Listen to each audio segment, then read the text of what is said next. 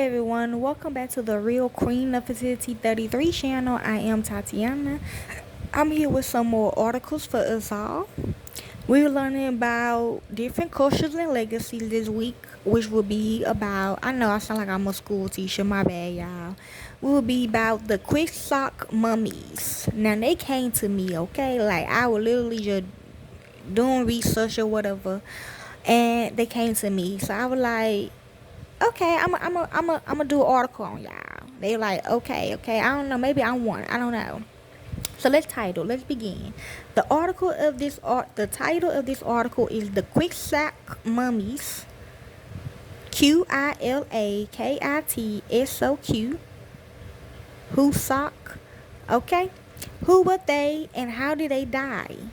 The Quixoc mummies are the oldest preserved remains in Greenland. Who?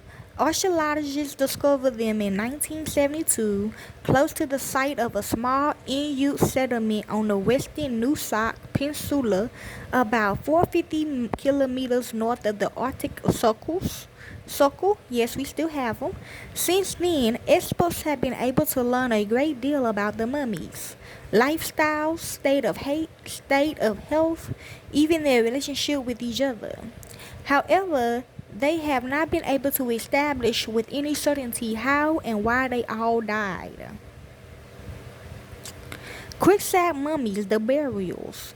Archaeologists had dated the mummies to around 1475 AD, which is after death.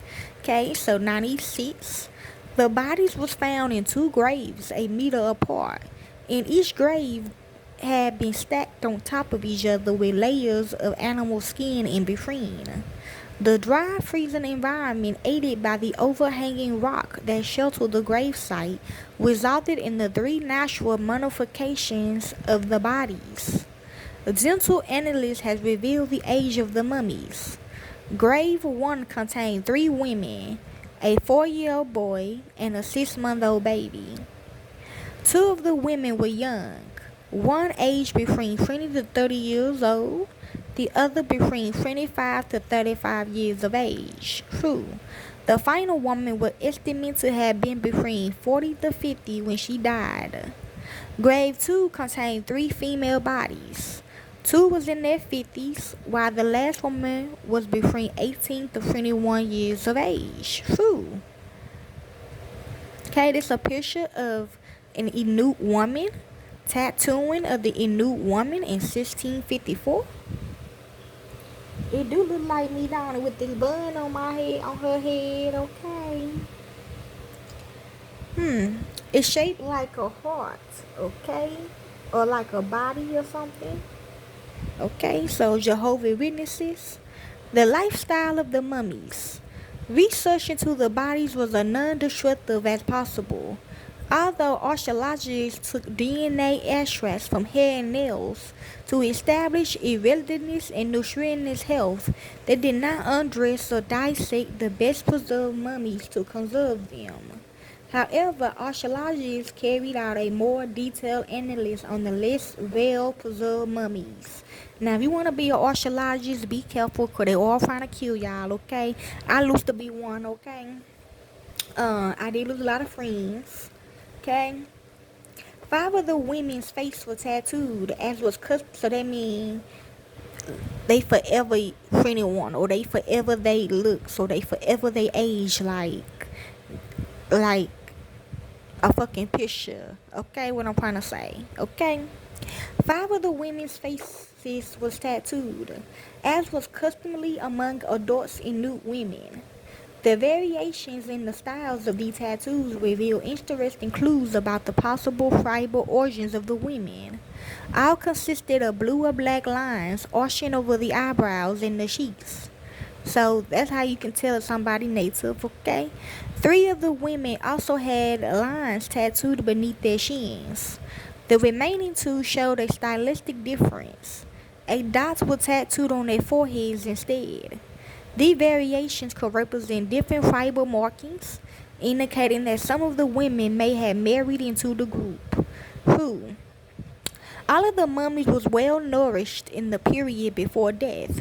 A considerable amount of digested food remained in the intestines, while histologic analysis of skin cartilage indicates a diet of mainly marine products, with only 25% of nutrition derived from plants and animals, such as reindeer. Okay, true. One was cake, I heard. However, not all was in perfect health. The 4-year-old was x-rayed and revealed to have a deformed pelvis and to be suffering from pelvic disease, which was destroying one of his thigh bones, preventing him from walking. Okay, that's another word for cancer. Okay, one of the older women had an imperfectly healed collarbone, which may have limited the use of her left arm. She also had cancer of the back nasal passage, which had spread, affecting her eyes and ears. True. Hairless lines on her bones show that while she was well fed before death, she had suffered from malnutrition early in her life. Wear and tear on the women's bodies also reveal clues about their daily activities. Grooves found in the left thumbnail of one woman indicate that she used it to brace sewing while cutting it. The loss of lower front teeth of the older woman could also suggest that she had loosed her teeth as a vice to hold animal skins when cutting or working them. Okay, here's some pictures. Close up of one of the mummy's hands.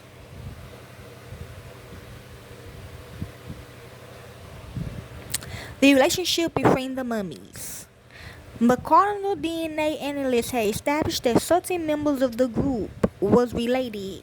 In all, experts identified 3 maternal groups.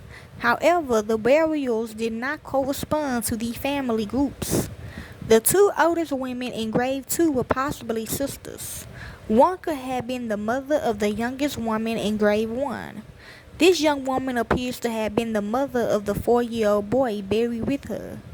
Either of the remaining young women in the overall group, one formed in grave 1 and the other in grave 2, could have been the mother of the grave 1 baby. Only the 40 to 50-year-old female in grave 1 was unrelated to any of the others. Okay, this is a picture of the Qilakitsoq mummy. I think it's the 4-year-old baby.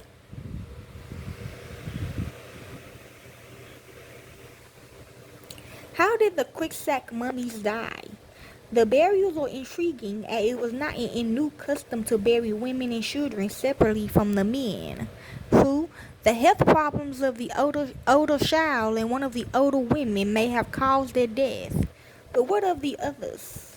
Researchers have considered the possibility that the group burial occurred because all 8 individuals died together. Drowning in a boating accident was one theory, but there was no evidence to support this. Indeed, analysts cannot determine if each group died at the same time.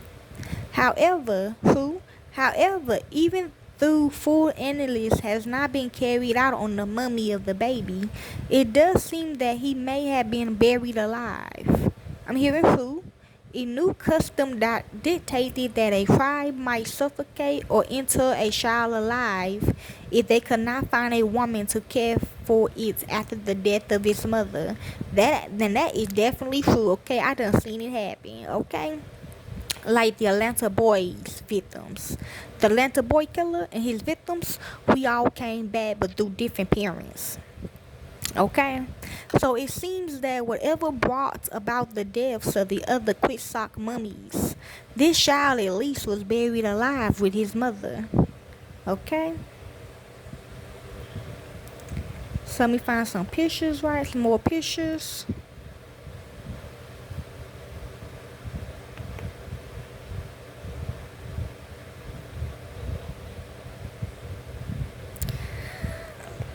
Okay.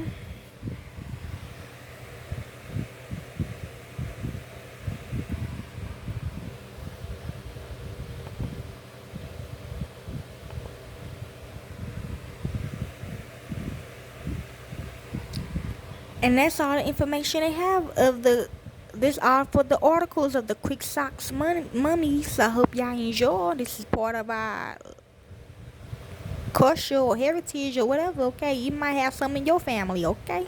Enjoy.